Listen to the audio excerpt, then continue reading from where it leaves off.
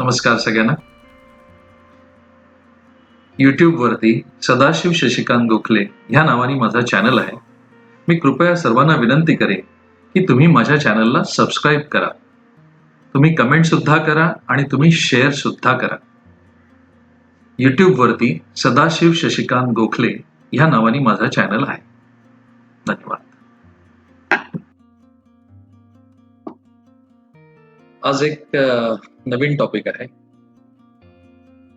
आणि आजचा टॉपिक आहे एकदम जेन्युइन, म्हणजे फार माझ्यासाठी तरी तो एक फार टचिंग आहे. कारण मी बऱ्याचशा जेव्हा पॅरेंट्सना किंवा व्यक्तींना भेटतो ॲज अ कन्सल्टंट म्हणून, तेव्हा त्यांचा एक मोठा पहिला प्रश्न असतो त्यांच्या मुलांसाठी, आणि तो असतो तो एज्युकेशनल लोन बद्दल. They are very emotional. म्हणजे मी असं म्हणत नाही की इमोशनल नसावं त्यांनी, डेफिनेटली असायला पाहिजे. पण काळाची गरज जी आहे, म्हणजे आत्तापासून जे लोक पैशाला महत्व देत आहेत, किंवा काही स्टुडंट्सना टाइम व्हॅल्यू ऑफ मनी माहिती आहे, किंवा काही पॅरेंट्सना टाइम व्हॅल्यू ऑफ मनी माहिती आहे, त्यांच्यासाठी हा व्हिडिओ, किंवा सामान्य माणूस ज्याचा अर्निंग सोर्स फार कमी आहे आणि पण त्याचे विचार फार उच्च आहेत, किंवा मुलांना त्याला फॉरेनला पाठवायचं आहे, किंवा मुलांना हायर एज्युकेशन द्यायचं आहे, मग त्याला पैसे कसे उभे करायचे, कुठून उभे करायचे, बँक लोन देईल की नाही, मग लोन देताना बँक काय काय डॉक्युमेंट्स मागतील, लोन घेतल्यानंतर मुलगा लोन रिपेमेंट करेल की नाही, म्हणजे हे बरेचसे डाऊट सुद्धा त्यांना असतात. मग अशा सगळ्या प्रश्नांची उत्तरं आजच्या व्हिडिओमध्ये आपण देणार.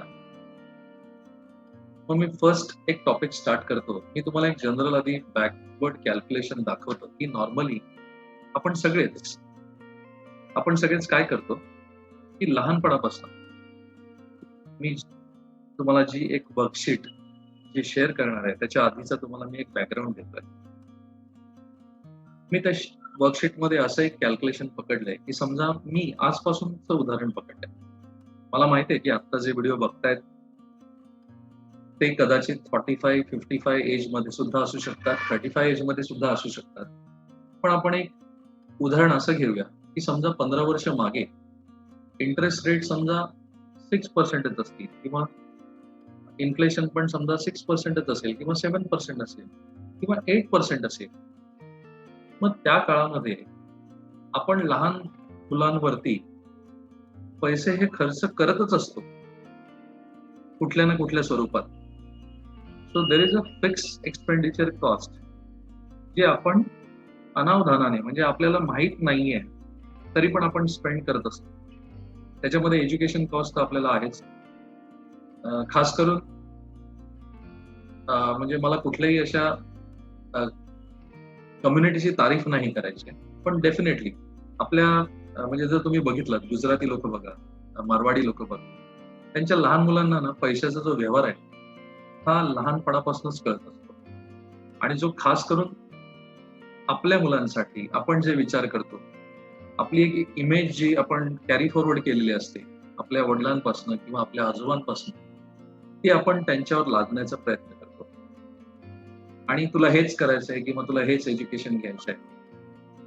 मग ह्यामध्ये आपलं डिस्कशन आणि डिबेट घरामध्ये होत राहतं, आणि त्याच्यामधनं मुलांचे विविध तुम्हाला असे अनुभव येतात की नाही, त्यांना वेगळं काहीतरी करायचं असतं, तुम्हाला वेगळं काहीतरी सांगायचं असतं, आणि मग त्याच्यामध्ये तुमचा एक पेज तयार.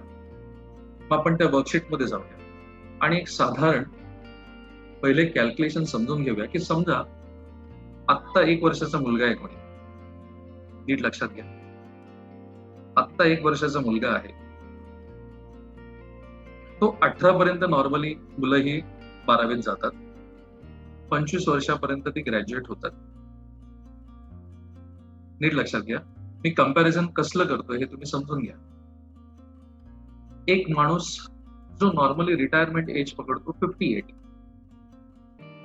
तो जॉबला कधी लागलेला असतो, आयदर अबोव्ह 25 और अबोव्ह 30. बरेचसे लोक यंगस्टर्स आहेत जे कदाचित 18 वर्षापासून आता जॉबला त्यांनी सुरुवात केलेली आहे, ज्याला केपीओज मध्ये म्हणा किंवा बीपीओज मध्ये म्हणा.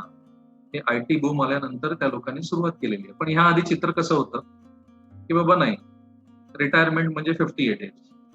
अर्ली रिटायरमेंट हा कन्सेप्टच नव्हता. मग आपण त्या शीटमध्ये मी समजा 58 ला रिटायर्ड होतोय असं मी गृहीत धरलं. आणि जर माझा मुलगा 25 ला मी ग्रॅज्युएट करतोय असं मी गृहीत धरलं, तर मी कंपॅरिझन काय करतोय हे मी तुम्हाला सांगतो. आजपासून म्हणजे वयाच्या पहिल्या वर्षापासून त्याच्या 18व्या वर्षापर्यंत मी एक महिना काही ना काहीतरी त्याच्यावर स्पेंड करत असतो. काही ना काहीतरी. कपडे म्हणा, राहणं-खाणं म्हणा, काहीही, ट्रॅव्हलिंग म्हणा, त्याची आवड म्हणा. मग मी एक मिनिमम अमाउंट धरलेली आहे.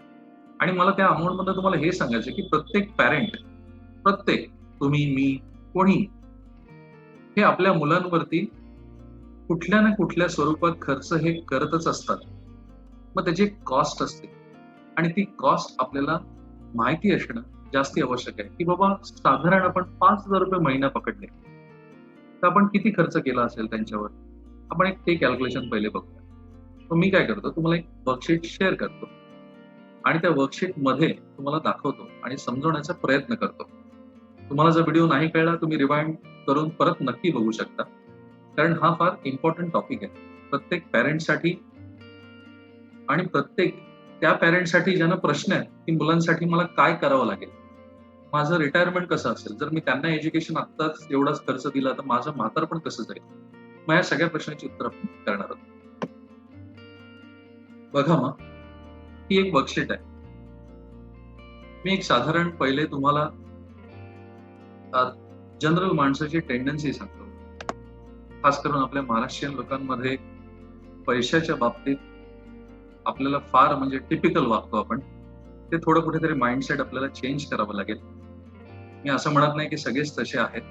कारण प्रोबॅबिलिटी डिस्ट्रिब्युशन रूल हा सगळ्यांना सारखा होत नाही.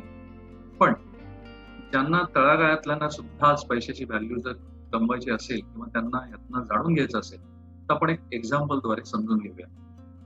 समजा एखाद्याचं वय 40 वर्ष आहे आणि त्याला रिटायर्ड समजा 58व्या वर्षी व्हायचं असेल आणि त्याचे हेल्थ खूप चांगले असेल, म्हणून मी इथे 75 एज कॅल्क्युलेट केलेलं आहे. त्याचा मंथली एक्सपेन्स समजा आता जो काही पगार तो कमवतोय, जे काही अमाऊंट आहे, आपण कमीत कमी सॅलरीवाला माणूस घेऊया आणि जास्तीत जास्तीवाला पण घेऊया, दोन्ही. आपण कमीत कमी सॅलरीवाल्याचा जो काही खर्च आहे तो समजा आजच्या डेटला ₹15,000 महिन्याचा खर्च आहे. कोणाचा? त्याचा. त्याच्या घरातल्यांचा म्हणजे नवरा, बायको आणि मुलगा. हे 3 लोक आहेत. त्यांचा आज मिनिमम मी म्हणतोय 15,000 खर्च आहे. डेफिनेटली याच्यापेक्षा जास्तीच असणार आहे, पण तुम्हाला समजण्यासाठी मी एक उदाहरण इथे देतोय. आत्ताची महागाई आहे 10%. इन्फ्लेशन 2 डिजिटमध्ये आणि समजा आत्ताची जे रेट ऑफ रिटर्न्स आहेत, म्हणजे तुम्हाला माहित आहे की आता जीडीपी प्रमाणे रेट ऑफ रिटर्न फार खाली आहेत. पण त्याला असं एक्सपेक्टेड आहे की बँकमध्ये आज 5% मिळतात, तर मला कमीत कमी 8% जरी मिळाले, तरी डोक्यावरनं पूर आहे. ही टेंडन्सी काही लोकांची आहे, म्हणून हा मी व्हिडिओ बनवतोय. काही लोकांची, मी सगळ्यांची असं म्हणत नाहीये, पण 8% मला भरपूर झाले. त्यांनी काय होतंय आपण ते कॅल्क्युलेशन बघूया. आपण 8% इथे इंटरेस्ट घेऊया. तुम्ही बघा, अशा व्यक्तीला जवळपास 2 करोड रुपये रिटायरमेंटला लागतात. 2 करोड रुपये. म्हणजे त्यांनी एक तर उशिरा स्टार्ट केलं, वयाच्या 40व्या वर्षी स्टार्ट केलंय आणि 58 वर्षापर्यंत मी त्याचा टेन्युअर घेतलेला आहे. म्हणजे 18 वर्षाचा कमाईचा कालावधी मी त्याचा घेतलेला आहे. त्याच्यामध्ये तो अजून हेल्दी आहे. हा त्याचा ऍडव्हान्टेज आणि डिसएडव्हान्टेज दोन्ही आहे, लक्षात घ्या. कारण जेवढं जास्ती जगणार तेवढं जास्ती खर्च पण आपल्याला करावा लागणार. जेवढं आपलं लाईफ एक्सपेक्टन्सी जास्ती, तेवढा आपल्याला खर्च जास्ती करावा लागणार. मग जर 15,000 रुपये महिना तो खर्च करतोय 3 लोकांवरती आणि आत्ताचं जे इन्फ्लेशन इंडेक्स, एक एक्झाम्पल रफली मी 10% म्हणून असं पकडलंय आणि रेट ऑफ रिटर्न तो एक्सपेक्ट करतोय की बाबा 8% तरी रेट ऑफ इंटरेस्ट मला मिळेल फ्युचरमध्ये. मग त्याला कमीत कमी 2 करोड रुपये हे वयाच्या 59व्या वर्षी लागतील. पॉवर ऑफ कंपाऊंडिंग मध्ये फार मोठी ताकद आहे. पण हे आपल्याला जाणून घ्यायला पाहिजे की नाही? खास करून जेवढे पण महाराष्ट्रीयन वर्ग आहे, जेवढे पण म्हणजे जे एक्सपेक्टेड करतात की नाही मला गव्हर्नमेंट जॉब पाहिजे, मला रिटायर्ड व्हायचं गव्हर्नमेंटमध्ये, अरे पण तुला गव्हर्नमेंट जॉब पाहिजे किंवा तुला एखाद्या मुलाला हायर एज्युकेशनला पाठवायचंय, मग त्याच्यासाठी तुझ्याकडे बॅकएंड काही ऍसेट्स आहेत का? तुझ्यासाठी स्वतःचं काही रिटायरमेंट प्लॅनिंग केलेलं आहे का? म्हणजे हे त्याला सुद्धा तितकंच कळलं पाहिजे. मग आपण हे बघूया की समजा त्यांनी आता काही करंट प्रोव्हिजन केले का? जो माणूस ₹15,000 आता खर्च करतोय, समजा त्याची सॅलरी ₹25,000 आहे. त्या 25,000 ₹15,000 फॅमिलीवरती जातात. त्यातल्या त्यात तो समजा ₹3,000 आता महिना टाकायला त्यांनी सुरुवात केली. ₹3,000 आणि त्यांनी एक्सपेक्टेड रिटर्न तेवढेच केले, जेवढे आज बँकेपेक्षा जास्त मिळतात. कदाचित 1% त्याला कुठेतरी जास्ती मिळेल असं तो एक्सपेक्ट करतोय. मग मी असं अझ्युम करतो की त्याला 9% रेट ऑफ इंटरेस्ट मिळेल. अशा ठिकाणी त्यांनी पैसे गुंतवले आणि त्याची करंट प्रोव्हिजन वन टाइम त्याच्याकडे काहीच नाही. तुम्ही विचार करा, त्याला ऍक्च्युली ₹38,000 ची गरज आहे. म्हणजे महिना आज ₹38,000 त्याच्याकडे असायला पाहिजे सेव्हिंगसाठी. पण तो ₹3,000 फक्त सेव्ह करतो. म्हणजे तुम्ही नीट लक्षात घ्या, हे कॅल्क्युलेशन समजण्यासारखं आहे. आपण कधीच कुठलाच हिशोब मांडत नाही. आले पैसे की उडव, आले पैसे की खर्च कर, आले पैसे की पहिले एक नवीन मोबाईल घे, आले पैसे असं कोणी विचार करत नाही की आपण रिटायरमेंट प्लॅनिंग करायचंय तर आपल्याला पहिले लोन रिपेमेंट करायचे. मोरोटोरियम बरेच लोकांनी ऑप्ट केलेलं आहे. ज्यांच्याकडे पैसा आहे त्यांनी पण ऑप्ट केलेलं आहे. ज्यांच्याकडे नाही त्यांनी पण ऑप्ट केलेलं आहे. मग ज्यांच्याकडे पैसा आहे त्यांनी मोरोटोरियम का ऑप्ट केलं? का नाही रिपेमेंट केलं? का नाही लोन रिड्यूस केलं लायबिलिटीज? आणि मग नंतर बोलून काहीच फायदा नाही. कारण इकॉनॉमी आपल्याला नेहमी धडा शिकवते. आपण स्वतःला कितीही स्मार्ट समजलो की नाही मला सगळंच येतंय, मला सगळं ज्ञान आहे, तरी इकॉनॉमी कोणासाठी थांबत नाही. आणि इकॉनॉमी ह्या विशिष्ट एक सायकल मधनं जात असते. त्या सायकल बरोबर जर आपण असू तर ठीक आहे, नसेल तर आपण मागेच राहणार आहे. मग हे जर नको व्हायला असेल तर मी तुम्हाला एक पुढचं सिंपल अजून कॅल्क्युलेशन सांगतो. आता मी हे झालं जनरल, म्हणजे मी ऍज एका व्यक्तीचं उदाहरण घेतलं जो ₹25,000 कमवतोय. आता तुम्ही इमॅजिन करा की करंट एज समजा 1 आहे. आता रिटायरमेंट एज म्हणजे मी असं समजतोय की मुलगा 12वीत कधी जाणार? 18व्या वर्षी 12वीत जाणार. आणि मुलगा विद्यार्थी दशेतनं कधी बाहेर येणार? म्हणजे विद्यार्थी दशेतून रिटायर कधी होणार? असं आपण बघूया. तर मी असं समजतो की तो 25व्या वर्षी तो कंप्लीट करेल. अभ्यास व्यवस्थित केलेल म्हणजे कंडिशन्स अप्लाय आहे. तो जर अभ्यास व्यवस्थित करत असेल तरच. त्या मुलावर तुम्ही आज साधारणतः हा व्यक्ती म्हणजे जो ₹25,000 वाला जो व्यक्ती आहे, तो समजा आज मिनिमम ₹2,000 खर्च करतोय. त्याला माहित नाही, इन अ वे इनडायरेक्टली तो डॉक्टरवर खर्च करतोय, औषधांवर खर्च करतोय, खायला खर्च करतोय, एनी विच वेज. आणि ॲझ्युम इन्फ्लेशन रेट सध्या तोच आहे.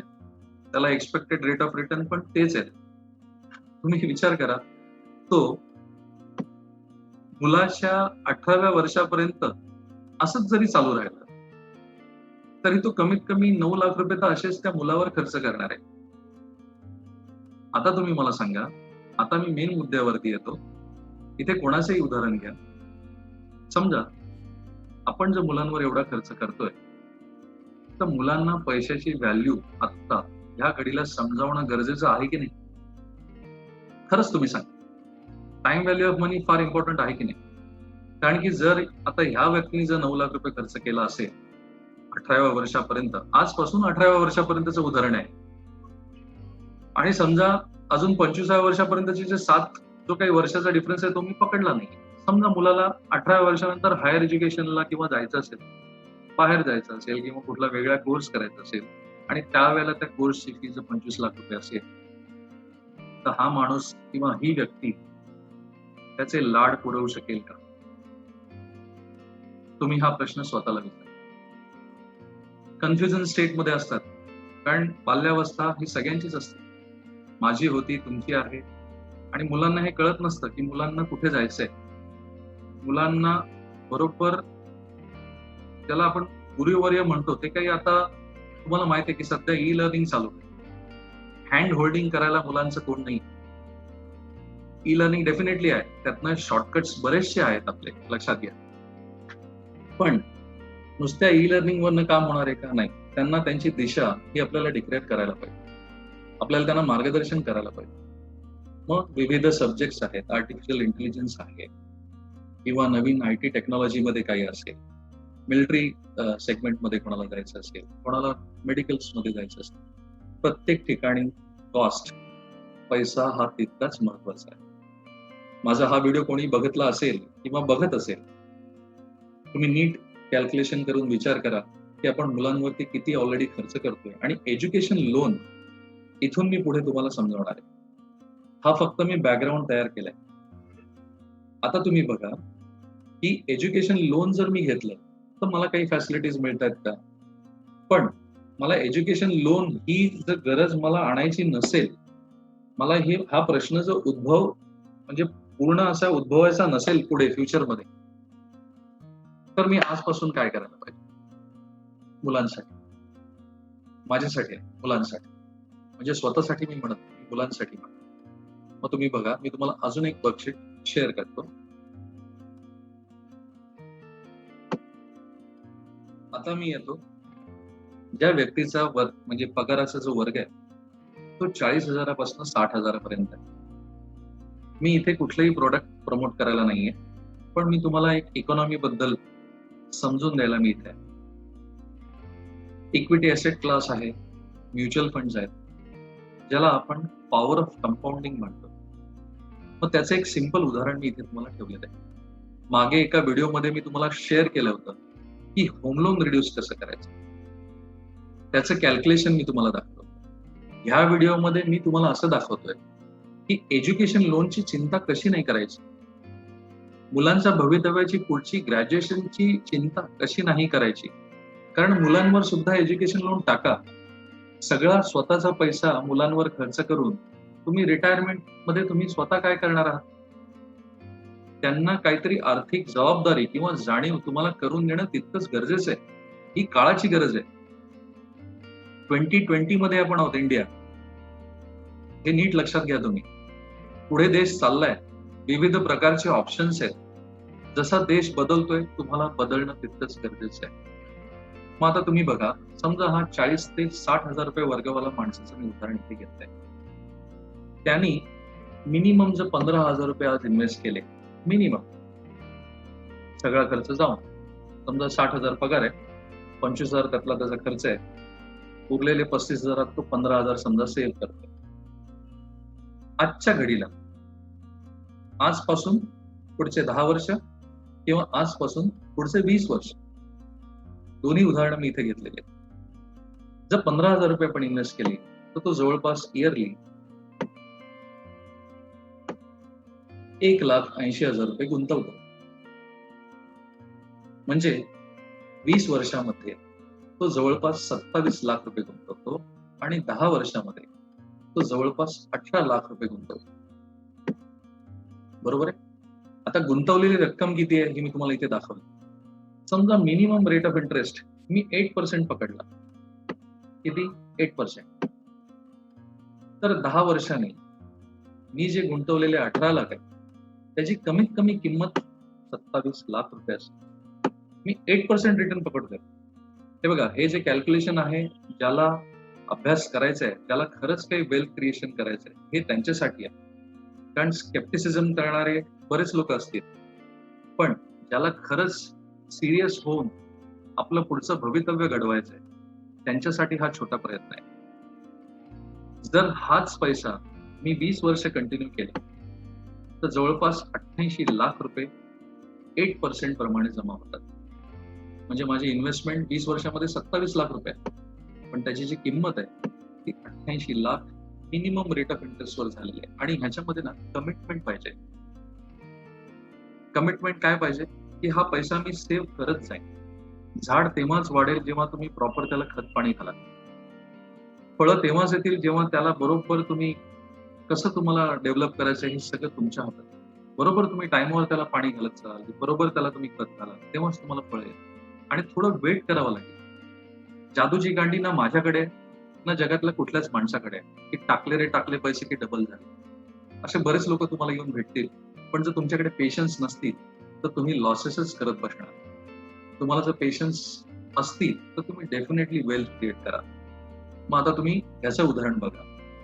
समजा मी तेच पैसे 9% प्रमाणे बघितले तर माझी रक्कम 29 लाख रुपये होते 10 वर्षामध्ये, आणि तीच रक्कम 20 वर्षामध्ये जवळपास 1 करोड रुपये होते. आता इन्व्हेस्टमेंटचे व्हेरिएबल ॲव्हेन्यूज आहेत. मी हे एज्युकेशन लोन ची सिरीज म्हणून मी स्टार्ट केलेलं, हा त्याचा पहिला व्हिडिओ आहे. दुसऱ्या व्हिडिओमध्ये मी तुम्हाला एज्युकेशन लोन आणि त्याचे जे काही ड्रॉबॅक्स किंवा त्याचे जे काही पॅरेंट्सनी मला विचारलेले प्रश्न आहेत, त्या प्रश्नांची उत्तरं मी तुम्हाला देणार. तुम्ही नीट विचार करा, जर लवकर आपण इन्व्हेस्टमेंट स्टार्ट केली तर आपल्याला लोन खरंच घ्यायची गरज पडते का? हा तुम्ही स्वतःला प्रश्न विचारा. खरंच आपण जे काही कमवतो त्याचा 1/3 पोर्शन इन्व्हेस्ट नाही का करू शकत? म्हणजे फ्रिक्वेंटली आपण खर्च करू शकतो, मग फ्रिक्वेंटली आपण इन्व्हेस्ट का नाही करू शकत? आणि आपण लवकर रिटायरमेंट होण्याची स्वप्न तर बघतोय, पण ते 1/3 सेव्हिंग होतंय का? स्वप्न सगळेच बघ, पण ती प्रॅक्टिकली पॉसिबल असावी. इतरांच्या तुलनेमध्ये आपण स्वतःला कधीही कम्पेअर करू नये, की त्यांनी असं केलं म्हणून मी असंच करायला पाहिजे, त्याला मी फॉलो करायला पाहिजे. अमिताभ बच्चन ऍक्टर आहे म्हणून मी ऍक्टर आहे का? ऋतिक रोशन ऍक्शनचे सीन्स करतो म्हणून मी करू शकतो का? तेव्हा प्रत्येक माणसाला त्याची ॲबिलिटी आणि त्याच्या कॉन्फिडन्सवर स्वतःचं सेल्फ कॉन्फिडन्स असणं सुद्धा तितकंच गरजेचं. म्हणून तुम्ही हे समजून घ्या, की जर मी पॉवर ऑफ कंपाऊंडिंग मी पैसे नुसते 15 वर्ष जरी इन्व्हेस्ट केले किंवा 20 वर्ष जरी इन्व्हेस्ट केले, जर मी 12% रिटर्न मिनिमम पकडले, 12%, कारण मी 20 वर्षानंतरचा इंडिया बोलतोय, आता मी 2020 मध्ये आहे, 2040 ची गोष्ट करतोय. 2040 मध्ये आयटी सेक्टर काय असेल तुम्ही इमॅजिन करा. आपलं रोड ट्रान्सपोर्ट, मिलिटरी, आपली वेपन सिस्टम, सॅटेलाइट कनेक्शन्स, आपले 2G, 3G, 5G, 6G, तुम्ही विचार करा देश कुठे चाललाय. आणि आपण हे फिक्स्ड ऍसेट्स मध्येच फक्त राहायला पाहिजे का? की बँकांमध्ये एफडी केली आणि त्याच्या इंटरेस्टवर आपण जगलो, असं होणार आहे का पुढे पॉसिबल? देश प्रगत तेव्हाच होतो जेव्हा सगळे सेक्टर परफॉर्म करायला लागतात, तेव्हाच तो आउटस्टँडिंग दिशेला जाणार आहे. आणि 2040 मध्ये तुम्हाला नक्की या देशात काही मॅसिव्ह डेव्हलपमेंट दिसणार आहे. मग त्याच हिशोबाने मी हे कॅल्क्युलेट सांगतोय. तर तुम्ही बघा 2020 मध्ये आपण आत्ता आहोत आणि 2040 मध्ये त्याची किंमत काय असेल?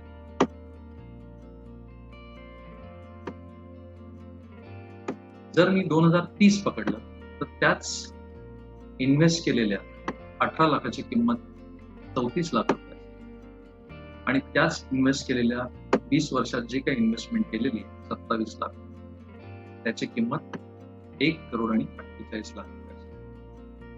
आता तुम्ही मला सांगा, जर तुमचा मुलगा 1 वर्षाचा आहे, अजून 20 वर्षानंतर त्याचं वय 21 असणारच आहे, त्यावेळेला तुमच्याकडे ही रक्कम अवेलेबल असणार आहे का नाही? असणार आहे का नाही? ही रक्कम अवेलेबल असताना तुमचं ह्याच्यातनं रिटायरमेंट जी काही अमाऊंट, जसा ज्याचा इन्कम तसं त्याचं सेव्हिंग. मी असं म्हणत नाही की सगळ्यांनीच 15,000 इन्व्हेस्ट करा, कोणी 10,000 करा, कोणी 5,000 करा, कोणी 20,000 करा, ज्याचा पगार चांगला आहे त्यांनी 50,000 करा किंवा 30,000 करा, पण तुम्ही हे इन्व्हेस्टमेंट स्वतःसाठी करायला पाहिजे. नीट विचार करा. माझ्या दुसऱ्या व्हिडिओमध्ये मी हे एज्युकेशन लोनचं जे गणित आहे हे मी तुम्हाला समजावणार आहे. हा फक्त मी त्याचं बॅकग्राऊंड तयार केलाय की education loan is it really worrying? आत्ता कितीतरी पॅरेंट्सना हा प्रॉब्लेम आहे. मुलं जर फॉरेनला गेली तिथून परत नाही आली तर काय? मुलांसाठी लोन काढलंय पण त्यांनी नाही भरलं तर काय? तो फेल झाला तर काय? किंवा इंटरेस्ट रेट्स त्याचं काय? मला जर रिपेमेंट करायचे असतील त्याचे ऑप्शन्स अवेलेबल आहेत की नाही? त्याला जर मला लोन घेऊन द्यायचंय आणि जर त्याला इथे इंडियामध्येच ठेवायचंय तर मला किती लोन त्याला द्यायला पाहिजे?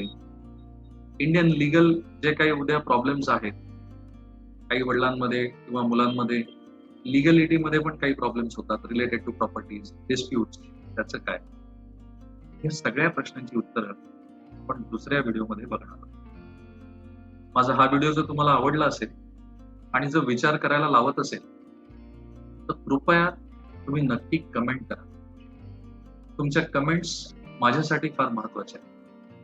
मला मोटिवेट करतात काय. आणि नीट विचार करा, माझा हेतू सगळ्यांसाठी खूप चांगला आहे, की हे आपल्या लोकांनी शिकलं पाहिजे.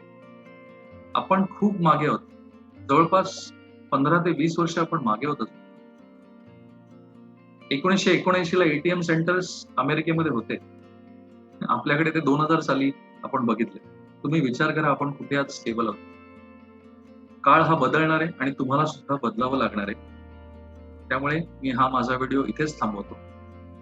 आणि दुसऱ्या पार्टमध्ये आपण एज्युकेशन लोन इन डिटेल कोणाला मिळू शकतं, काय क्लॉजेस आहेत, काय काय डॉक्युमेंट्स लागतील, हे आपण सगळं विचार करू आणि त्याचं हे कोरिलेशन करू, की जर एज्युकेशन लोन नसेल घ्यायचं तर पालकांनी काय करायला पाहिजे. त्यामुळे माझा हा व्हिडिओ इथेच थांबवतो. रजा घेतो. धन्यवाद.